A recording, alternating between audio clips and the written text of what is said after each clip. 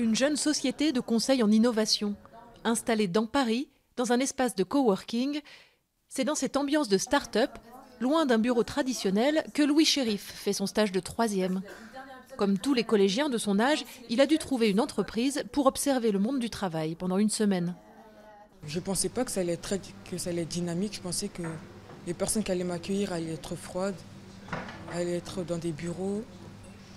Cette envie de travailler, c'est très encourageant. Si Louis Chérif a trouvé son stage, c'est grâce à Viens voir mon taf, une association qui aide les élèves des zones d'éducation prioritaire à se mettre en lien avec des entreprises. La démarche nous a beaucoup plu. Ça a un lien assez fort avec notre métier puisque nous, dans notre métier, en fait, donc on accompagne des grands groupes dans leur transformation, dans leur process d'innovation.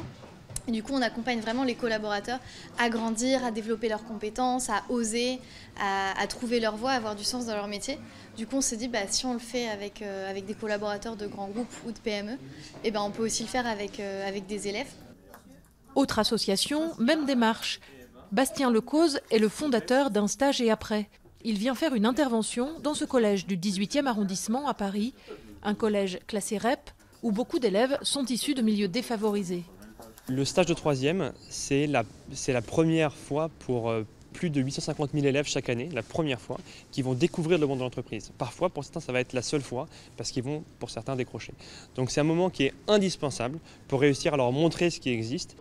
Air France, Lagardère, Nespresso, les collégiens de cet établissement ont pu faire des stages dans de grands groupes, souvent loin de leur quartier et des métiers de leurs parents. Un précieux coup de pouce pour leur permettre de viser plus haut.